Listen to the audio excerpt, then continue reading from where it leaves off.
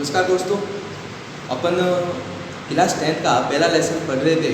उसमें मैंने जो लो ब्लड प्रेशर का जो इफेक्ट क्या पड़ता है अपनी बॉडी पे, वहाँ तक पढ़ा रहा था बीच में और छूट गया था, है ना। तो उस पॉइंट से ही मैं आगे ले रहा हूँ, है ना। तो लो ब्लड प्रेशर के अंदर अपन उसके प्रभाव पड़ते थे कि क्या क्या इफेक्ट अपने बॉडी में पड़ते हैं, है ना। तो मित्रों देखेंगे तो अपनी बॉडी के अंदर जो वेन और आर्टरी होती है, अर्थात धमनी और शिराएं होती है, उनमें रक्त का प्रवाह कम हो जाता है। ठीक है, तो इस कंडीशन में अपन देखेंगे तो रक्त का प्रवाह कम होने से मस्तिष्क कोमा हृदय कोमा गुर्दे में ऑक्सीजन एवं पोषक पदार्थ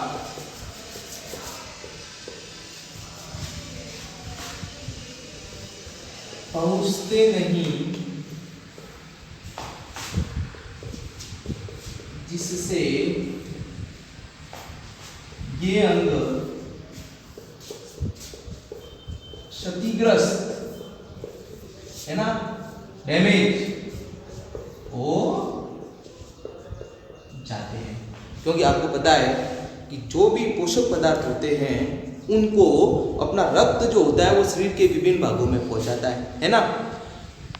तो रक्त का प्रवाह कम हो गया तो एक प्रॉपर वे में, अर्थात जितना पोषण पहुंचना चाहिए प्रत्येक कोशिका के अंदर पूरे शरीर की, है ना, वहाँ पहुंच नहीं पाता। तो शरीर को पोषण नहीं मिलेगा उन अंगों को, तो वो क्या हो जाएंगे, क्षतिग्रस्त हो जाएंगे। और आपको पता है मैंने प्रमुख 3 अंग लिखे हैं। देखो, एक तो मस्तिष्क, है ना, सेंट्रल नर्वस सिस्टम अपना जो पूरे शरीर का मेन पार्ट होता है, जो संचालन करता है, तो वो डैमेज हो जाएगा। फिर आपका हार्ट जो पूरी बॉडी के अंदर आपका है वो ब्लड सर्कुलेट करता है, वो भी डैमेज हो जाएगा। फिर गुर्दा, है ना, किडनी, तो गुर्दा क्या करता है, जितने भी उत्सर्जित पदार्थ होते हैं उनको अपने शरीर से बाहर त्यागने में हेल्प करता है। उन पदार्थों को क्या है, एक तो ऑक्सीजन, है ना, और दूसरा पोषक पदार्थ न्यूट्रिएंट्स, वो पहुंच नहीं पाते, जिससे हम क्षतिग्रस्त हो जाते हैं। नेक्स्ट पॉइंट अपन पढ़ते हैं उच्च रक्तचाप, यानी कि हाई बीपी। तो मित्रों ये क्या होता है, इस स्थिति में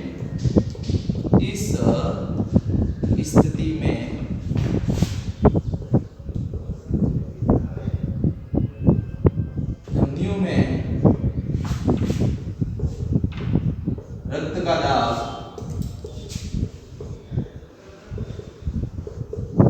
अधिक हो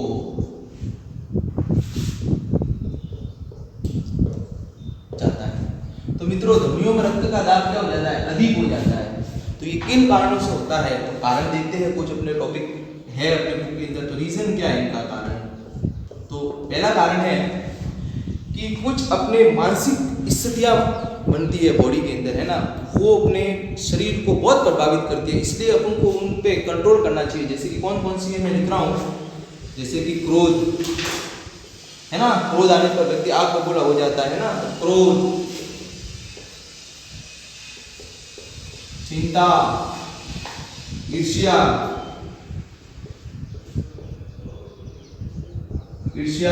और भ्रम की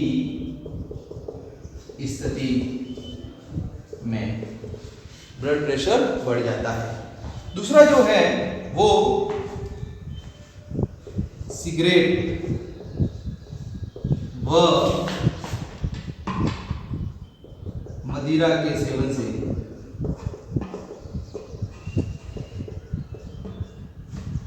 तीसरा, व्यक्ति करता नहीं है, निठल्ला बैठा रहता है, काम धाम करता नहीं है, कहीं पे भी होगा वह बैठा रहेगा, नींद ठोकेगा, है ना, उस कंडीशन में भी ब्लड प्रेशर उसका बढ़ जाता है ना, सही से फ्लो नहीं होता बॉडी। तो मित्रों कह सकते हैं कि श्रमहीन जीवन व व्यायाम के अभाव से। तो मित्रों ये जो प्रमुख कारण है, इन कारणों के कारण क्या होता है, अपना बॉडी के अंदर उच्च रक्तचाप हो जाता है, अर्थात ब्लड प्रेशर हाई कहते हैं। अब मित्रों ब्लड प्रेशर से संबंधित बीमारी होती है ना, काफ़ी जने इन्फेक्टेड। आजकल देखा जाए तो एक नॉर्मली क्लास 10 से ही ले लो आप, है ना, 10वीं से ऊपर ये सारे रोग होने शुरू हो जाते हैं ना। किसी भी बालक को देखो तो डॉक्टर पहले जाके स्पेक्ट्रोमेनोमीटर, है ना, मैंने आपको पढ़ाया भी था, उससे रक्तचाप मापता है। तो क्योंकि किन कारणों से होता है, छोटा बच्चा जो होता है वो कोई मदिरा का सेवन तो करता नहीं है और ना ही वो सिगरेट पीता है, फिर भी क्यों। तो मित्रों ये भी जो परिस्थितियाँ होती है ना, ये कह सकते हैं कि क्रोध आना स्वाभाविक है। तो इन स्थितियों में भी है क्या हो जाता है, कई बार रक्तचाप बढ़ जाता है। तो मित्रों अब इनका उपचार, तो मित्रों पोटेशियम युक्त भोजन करना चाहिए। पोटेशियम युक्त भोजन करना चाहिए। दूसरा, भोजन में कैल्शियम व मैग्नीशियम की मात्रा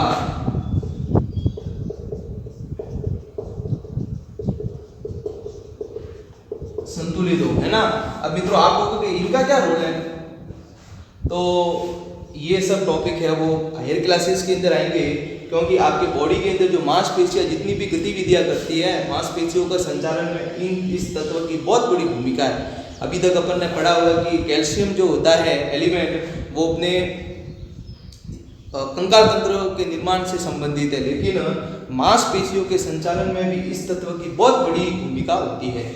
फिर तीसरा, रेशे युक्त भोजन करना चाहिए, फाइब्रस रेशे युक्त भोजन करना चाहिए।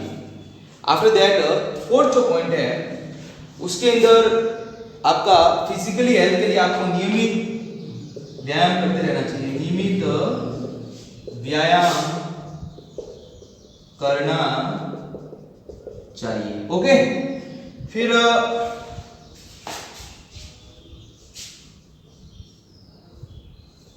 धूम्रपान व मदिरा का सेवन नहीं करना चाहिए। मैंने ये अंतिम जो पॉइंट लिखा है ना, धूम्रपान और मदिरा,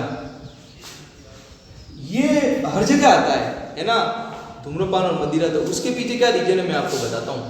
उसके पीछे सबसे बड़ा रीजन ये है कि ये जो पदार्थ होते हैं ना, वो अपने बॉडी के अंदर जितनी भी प्रोसेस चलती है ना, उपापचय क्रियाएं सारी उनको प्रभावित करते हैं, इनको स्लो कर देते हैं, या उनके जो जिस प्रकार से वो क्रियाएं संचालित होती है, उनकी क्रियाओं की दर को या तो बहुत ज़्यादा बढ़ा देते हैं या घटा देते हैं। अर्थात अपना शरीर जिस संतुलित स्थिति में काम करना चाहिए वो नहीं कर पाता, है ना। तो इन सब चीज़ों को ध्यान में यदि रखा जाए तो आपको ब्लड प्रेशर से संबंधित किसी भी प्रकार की बीमारी नहीं होगी। फिर मित्रों इनसे ही संबंधित आपके कोर्स के अंदर 4 टॉपिक है नशीले पदार्थ, उनमें से हर साल एक क्वेश्चन आएगा, या प्रीवियस ईयर के 3 पेपर उठा के देख लो, कहीं ना कहीं आपको टॉपिक एग्जाम में मिलेगा। तो छोटा सा टॉपिक लेता हूँ मैं, नशीले पदार्थ, है ना, छोटा सा टॉपिक है मित्रों, नशीले पदार्थ। ये क्या होता है उसको लेते हैं, इन टॉपिकों को, इस टॉपिक को समझने के बाद आगे जो टॉपिक है वो अपन नेक्स्ट क्लास में चर्चा करेंगे। ये एक टॉपिक अपन समझ लेते हैं ना, नशीले पदार्थ होते क्या है, नशीले पदार्थ, है ना, सब बहुत अच्छे से परिचित हो आप नशीले। तो मित्रों कह सकते हैं, जानते हो नशीले पदार्थ क्या क्या होते हैं बहुत अच्छे से, है ना। तो ये पदार्थ मानव को आनंद का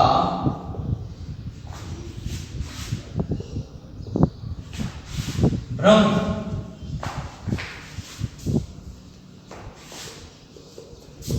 उत्पन्न करवाते हैं, या आप यूं कह सकते हैं कि इन पदार्थों से मानव में भ्रम उत्पन्न होता है। किसका? आनंद का। मतलब देखा होगा आपने, है ना, कोई व्यक्ति सामान्य होता है, वो ये सोचता है कि दारू पीने के बाद में मेरी एनर्जी आएगी, वो गालियाँ देने लगता है। ऐसा नहीं होता। ये उसके मस्तिष्क के अंदर सबकॉन्शियस माइंड में सारी बातें पहले से फिट करता है और वो ये सोचता है कि मुझे ऐसा करने के बाद में अच्छा लगेगा, वो इमेजिन करता है। लेकिन वास्तव में ऐसी स्थिति होती नहीं है, क्योंकि एक बंदर पर प्रयोग किया, एक बंदर को दारू पिलाया, है ना, दारू पिलाने के बाद में उसकी गतिविधियों का जब अवलोकन किया तो पाया कि दारू पीने से जो नर्वस सिस्टम होता है ना, उस पर कंट्रोल व्यक्ति खो देता है। इसलिए वो बंदर क्या हुआ, थोड़े समय के लिए लड़खड़ाया, गिरा, वापिस सो गया। फिर जब वो सारा नशा उतर गया तब वो सामान्य अपनी क्रिया करने लगा। तो मतलब मानव जितनी भी ये सब चीज़ें खाने के बाद में, नशीली चीज़ें खाने के बाद में कोई कार्य करता है, इसका मतलब सोचना कि वो ये सब जानबूझ के कर रहा है। लेकिन केवल क्या होता है कि इससे अपने शरीर का जो कंट्रोलिंग पार्ट होता है ना, जिसको हम आगे आप मस्तिष्क में पढ़ेंगे, अनुमस्तिष्क वाला पार्ट, वो काम करना बंद हो जाता है। बाकी ऐसा कुछ भी नहीं है। तो कौन कौन से आपके कोर्स में 4 टॉपिक है वो मैं लिखवा देता हूँ। इन टॉपिकों में से प्रत्येक साल एक ना एक क्वेश्चन आता है। तो ये मित्रों है, पहला है आपके गुटखा, दूसरा है तंबाकू, तीसरा आपके है मदिरा या अल्कोहल भी कहते हैं, और चौथा है आपके अफीम। आप प्रीवियस ईयर के पेपर उठा के देखना, जैसे कि इससे संबंधित प्रश्न पूछा जाता है, कौन सा रोग होता है, तो सब म्यूकोसिस फाइब्रोसिस है, इसका वानस्पतिक नाम है ना क्या होता है, निकोटिन टोबैको, मदिरा अल्कोहल होता है, इससे भी संबंधित प्रश्न पूछे जाते हैं। और यहाँ पे पेपावर सेमनीफेरम है। तो ये जो टॉपिक है, इनमें से आपके ये बहुत इंपॉर्टेंट टॉपिक है ना, चारों टॉपिक। तो ये मैं टॉपिक आपके नेक्स्ट क्लास में लूँगा, है ना। और अभी किसी भी प्रकार की समस्या हो तो आप व्यक्तिगत आप उस ग्रुप में से नंबर निकाल करके मुझे फ़ोन कर सकते हैं ना। आगे पर नेक्स्ट क्लास में इस टॉपिक से संबंधित चर्चा करेंगे। धन्यवाद।